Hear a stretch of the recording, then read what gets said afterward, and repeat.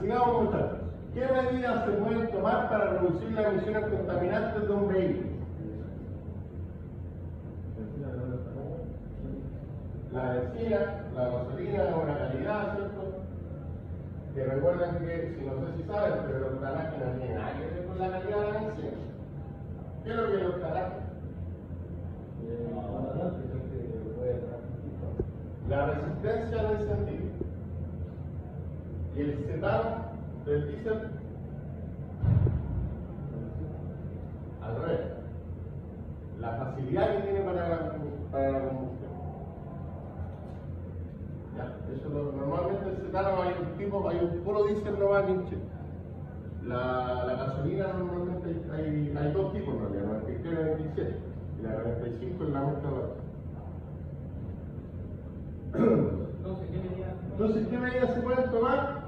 Hacer la manutención periódica del vehículo, trabajar, ¿no es cierto?, dentro de los parámetros de funcionamiento, ¿cierto? Obviamente, si tenemos un vehículo que estamos constantemente acelerándolo a fondo, ¿cierto?, y tratando de sacar el máximo rendimiento, o haciéndole modificaciones también a los vehículos que muchas veces, no sé si le ha pasado, pero muchas veces uno le hace modificaciones a los vehículos que antes en cheque encendido.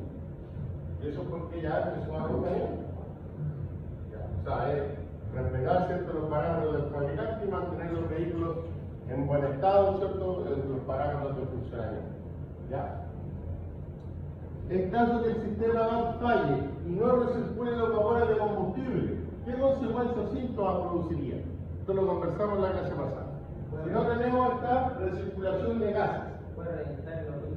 Exacto, va a haber una acumulación excesiva de vapores dentro del tanque de combustible y va a empezar a botar estos vapores por la parte más débil, que sería la empaquetadura, ¿cierto?, de la bomba del estanque de combustible. Y ahí se nos va a pasar a la hora de benzina el habitáculo, ¿cierto?, del vehículo, el habitáculo del pasajero y del conductor. ¿Ya? Eso es un síntoma recurrente que nadie de repente sabe por qué pasa. Normalmente uno llena el estanque, le echa benzina más de uno de ellos, o un rato que estén echando, y ya empieza a pasarse el alto de benzina. Eso es por eso. Porque ya la empaquetadura ya no hace su efecto, y puede ser que la empaquetadura ya está mala, o murió, ¿cierto?, o está dañada, porque la presión era muy excesiva. Entonces eso hay algo de cuidado, un síntoma de que puede haber pasado algo. ¿Ya? En caso de que la IGR falle, ahí estábamos hablando hace rato del tema, ¿cierto? Hablamos de que si queda abierta, ya, nos producía fallas de ralentí y fallas de pérdida de potencia. Tiene un funcionamiento, ¿cierto?, en un rango medio de revoluciones, que normalmente es entre 1000 a 1500 o 1700 revoluciones, aproximadamente un poquito más, 2000 y algo, ¿ya? Pero rango medio, ¿ya? Ahora, pero si queda totalmente cerrada la válvula, ¿qué nos produce? ¿Nos produce algún síntoma de mal? La IGR funciona en rango medio, va a depender mucho del vehículo, pero aproximadamente son entre 1200 a 2000 RPM, 2300 también puede llegar. Si queda totalmente cerrada la válvula, ya hablamos de qué pasaba si queda totalmente abierta. Si queda totalmente cerrada, ¿qué síntomas o qué produciría esto en el vehículo? ¿Cómo?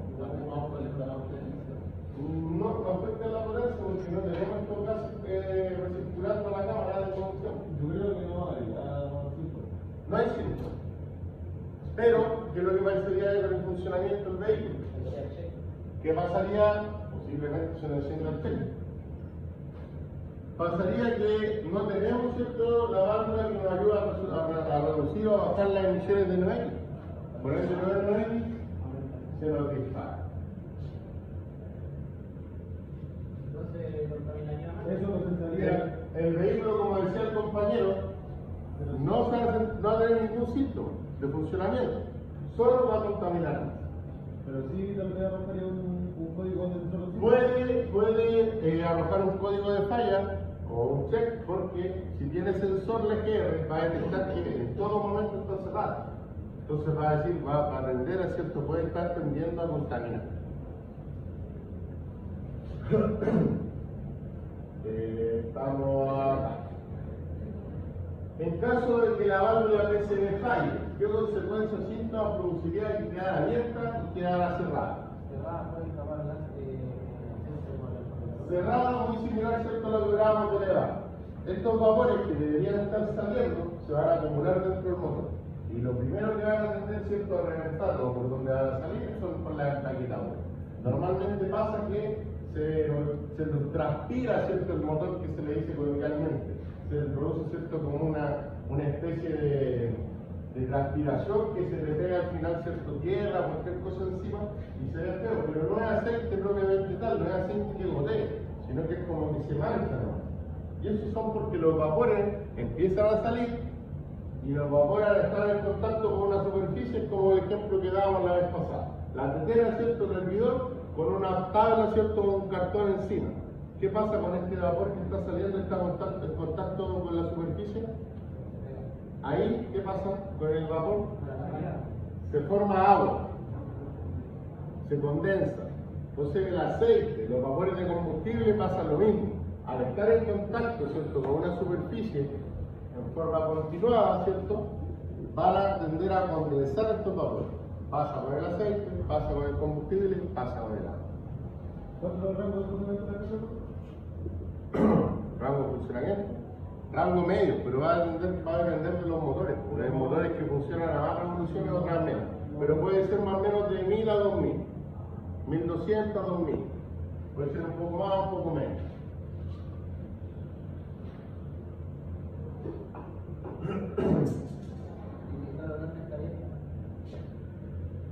Que quede totalmente abierta, lo que hablábamos recién. También se nos produce condensación, pero en otro lugar. Cuando está totalmente abierta, va a significar que estos vapores van a estar constantemente corriendo. Y obviamente va a haber exceso de vapores, pero no en el motor, sino que en el cuerpo de aceleración. ¿Y qué va a pasar en el cuerpo de aceleración con este exceso de vapores? Vapores de aceite. Van a transformarse en aceite. Pasa que cuando ustedes sacan las mangas de admisión, es normal que tengan con la orilla hay un poquito de aceite. Pero si ese aceite ya llega a gotear, ese es un problema normalmente en la PCB, que está normalmente abierta. ¿Por qué? Porque mucho del vapor que se recircula.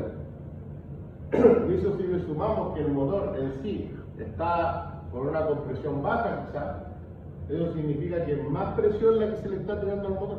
Por ende, es más recirculación de vapor de la que tiene, cuando ya tienen un desgaste en un motor. ¿Ya? ¿Se entiende? ¿Cómo podríamos controlar el filtro de canister? Lo hablamos en la clase pasada. Si el canister, la función que tiene, separar el vapor de combustible, mandarlo a la admisión, y el aire puro limpio, mandarlo a la atmósfera, ¿cómo podríamos controlar que el canister está haciendo esta tarea? Con un analizador de gases. Si no, nosotros en el analizador de gases lo ponemos, ¿cierto?, en el despiche que va hacia la atmósfera, vamos a medir qué tipo de gases están saliendo por ese despiche. Y si nos damos cuenta que los niveles de HC, porque el hidrocarburo, ¿cierto?, el combustible es hidrocarburo puro, si los índices de HC son muy altos, significa que el trabajo, la pega del canister, la está haciendo mal, o la está haciendo en forma deficiente. ¿Se entiende? ¿Sí? ¿Me siguen? ¿No? ¿Sí? Hidrocarburo. De nuevo, el canister separa la molécula de combustible del aire, ¿cierto? El aire lo toma y lo despista a la atmósfera, porque eso es lo que puede despistar, porque puede despistar aire hidrocarburo porque si no empieza a contaminar. Esa es la pega del canister. Por ende, este despiche que tiene hacia la atmósfera, si yo le pongo un analizador de gases, ahí debería encontrar solamente oxígeno, que los analizadores de gases lo miden. Si encuentro poco oxígeno y altos niveles de HC, significa que el canister no está haciendo su trabajo de mandar eso al otro lado, sino que lo está mandando a la atmósfera. ¿Se entiende? ¿Cómo podemos diagnosticar de forma sencilla la válvula PCB que no esté pegada? Lo hablamos también en la clase pasada. La válvula PCB es una válvula mecánica. Si nosotros la sacamos y la movemos, esta válvula debería sonar. Porque viene siendo adentro, ¿cierto?, con un pistoncito plástico y un grosor Si la movemos, esta válvula suena. Si no suena es porque está pegada. Puede estar pegada abierta, puede estar pegada cerrada. Pero está pegada. Ya debería sonar. Y debería estar. Hay muchas líneas de la tapa de válvula. Normalmente esta manguerita está en la tapa de válvula. ¿Cierto? ¿Se han dado cuenta? Ya, ahí debería haber una válvula PCB. O en la tapa de válvula o en la manguerita. En caso de fuga de la manguera vacía de la válvula PCB, ¿qué consecuencias o síntomas produciría? Si tenemos una válvula de vacío, la manguera de la válvula PCB va de la tapa del motor a la cuerpo de aceleración. Si esta manguera se nos corta, ¿qué pasaría? ¿Qué pierde presión? ¿Qué pierde presión? El motor. ¿Cierto? Básicamente, palabras simples, como dice su compañero, pierde presión. Pero técnicamente, ¿qué es lo que pasa? ¿Qué se para ahí? Esto debería estar presurizado, esto debería estar sellado, solamente deberían pasar los vapores del motor hacia el cuerpo de aceleración. Si esta manguera se nos corta, va a haber una chupada de aire, que se dice coloquialmente. O sea, el motor va a estar funcionando con un aire cierto adicional, que no está siendo sensado. Y obviamente vamos a tener radio inestable, mala aceleración, ¿cierto? Y problemas de funcionamiento. Y se nos van a llevar los gases también, porque al tener problemas de funcionamiento, obviamente el encendido falla, y al fallar el encendido o la combustión, los gases se nos empiezan a disparar. ¿Se entiende? ¿Cuál es el rango de RPM de la EGR? Ya lo dijimos, rango medio. Esto puede variar según el motor. Un motor de alta revolución, obviamente el rango va a ser más amplio. Un motor de baja revolución, el rango va a ser menor. Pero se habla de 1000 a 2000 o un poquito más, ¿cierto?, de revolución. ¿Ya? A 3500 ya es un rango alto, y 800 eso ya es grande. Y ahí tenemos los dos extremos. Según la guía, ¿cierto?, ¿cuáles son las pruebas que se le pueden hacer al catalizador? Y ahí tenían que apoyarse con la guía, porque ahí aparecen, ¿cierto?, unas pruebas que se hacen con temperatura, ¿cierto?, que hacen con un analizador de gases, ¿cierto?, y un pirómetro para medir qué temperatura tiene el catalizador y cómo están saliendo los gases según su temperatura. El FCA, ¿se llama esa cuestión grande verde? Eso tiene un analizador de eso. ¿Cómo era para las pruebas que se pueden hacer? Ella vamos a mostrar para la llamada unidad. ¿Ya? ¿Cuál es la norma vigente de emisiones? ¿Y cuál es su exigencia? En euros. Euro 6. Y en la guía salen las exigencias también. Los porcentajes son bien bajos de emisiones. Pero actualmente estamos hablando de la Euro 6 y tiene que tener un porcentaje sobre el 90% de 98% de capacidad de reducción, por decirlo así. O sea, debería evitar el 98% de emisiones contaminantes. ¿Se mide por partículas por millón? Según el gas, según el tipo de gas se mide por partículas por millón. ¿Cuál era la exigencia? 98%. Ahí también la vamos a realizar con la guía. ¿Cuál es la temperatura de funcionamiento del catalizador? De reducción de gases. O sea, tiene que reducir el 98% de los gases totales que emite el vehículo. En la guía salía que era entre 500 y 700 gramos. Claro, no me acuerdo bien. ¿Cuál es la temperatura del catalizador? Más o menos dice que partían 300. Dice, nombra los 300 grados, pero dice que ya la temperatura de funcionamiento es sobre los 500 y casi ya llegando a los 800. ¿Pasado los 300? 800, y ahí ya está trabajando a temperatura de trabajo. Eso. Claro, pero a los 300 ya empieza a trabajar el catalizador. Antes de eso no trabaja.